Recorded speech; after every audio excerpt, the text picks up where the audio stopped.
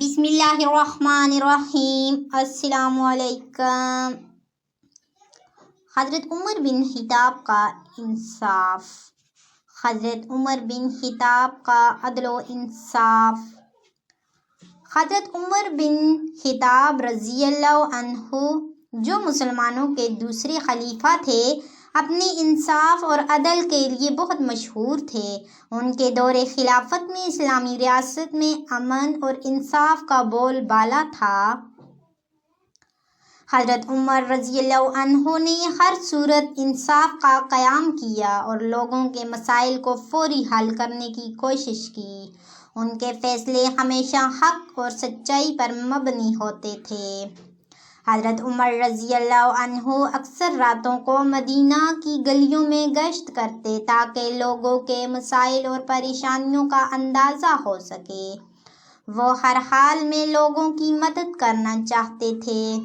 ایک رات حضرت عمر رضی اللہ عنہ گشت کرتے ہوئے ایک مکان کے قریب سے گزرے جہاں سے بچوں کے رونے کی آواز سنائی دی۔ انہوں نے وہاں جا کر دروازے پر دستک دی۔ دروازہ کھلا تو ایک عورت سامنے آئی۔ حضرت عمر رضی اللہ عنہ نے پوچھا کہ بچے کیوں رو رہے ہیں؟ عورت نے بتایا کہ وہ بھوکے ہیں اور ان کے پاس کھانے کے لیے کچھ نہیں ہے۔ عورت نے خالی برتن میں پانی ڈال کر چولہے پر رکھا تھا تاکہ بچوں کو یہ محسوس ہو کہ کھانا پک رہا ہے اور وہ انتظار میں سو جائیں۔ حضرت عمر رضی اللہ عنہ یہ سن کر بہت متاثر ہوئے اور ان کا دل بچوں کی حالت دیکھ کر پگھل گیا۔ انہوں نے فوراً ہی مدد کا ارادہ کیا۔ حضرت عمر رضی اللہ عنہ فوراً بیت المال سرکاری خزانے کی طرف چل دیے تاکہ اس عورت اور اس بچوں کے لیے کھانا اور سامان لے سکیں۔ بیت المال پہنچ کر حضرت عمر رضی اللہ عنہ نے آٹے اور دیگر کھانے کا سامان اٹھایا اور خود اپنے کندھوں پر رکھ کر واپس اس عورت کے گھر کی طرف روانہ ہو گئے۔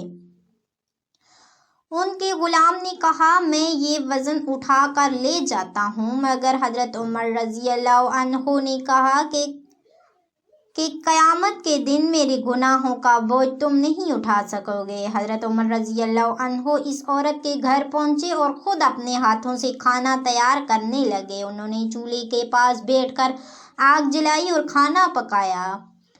جب کھانا تیار ہو گیا تو حضرت عمر رضی اللہ عنہ نے خود بچوں کو کھانا کھلایا۔ ان کی بھوک مٹ گئی اور وہ خوشی سے کھیلنے لگے۔ عورت نے حضرت عمر رضی اللہ عنہ کو پہچانے بغیر دعا دی کہ اللہ تمہیں عمر بن خطاب رضی اللہ عنہ کی طرح حکمران بنائے جو انصاف پسند اور رحم دل ہو۔ حضرت عمر رضی اللہ عنہ نے خاموشی سے دعا سنی اور کچھ نہیں کہا۔ انہوں نے یہ سب کام اللہ کی رضا کے لیے کیا تھا۔ اس واقعے کے بعد حضرت عمر رضی اللہ عنہ واپس مدینہ تشریف لے گئے۔ انہوں نے اس واقعے کو کسی پر ظاہر نہیں ہونے دیا۔ حضرت عمر رضی اللہ عنہ کی یہ عادت تھی کہ وہ ہمیشہ عوام کی ضروریات کا خیال رکھتے تھے اور ان کی خدمت کو اپنی ذمہ داری سمجھتے تھے۔ یہ واقعہ حضرت عمر رضی اللہ عنہ کے عدل و انصاف کی مثال بن گیا جسے آج بھی لوگ یاد کرتے ہیں اور ان کے انصاف سے متاثر ہوتے ہیں۔ حضرت عمر رضی اللہ عنہ کا یہ واقعہ ہمیں یہ سبق دیتا ہے کہ عوامی خدمت میں عاجزی، رحم دلی اور انصاف کا عنصر ہونا چاہیے۔ حضرت عمر رضی اللہ عنہ کی زندگی سے ہمیں یہ سبق ملتا ہے کہ اسلامی حکومت میں ہر حکمران اپنی رعایا کا خیال رکھنا ضروری ہے۔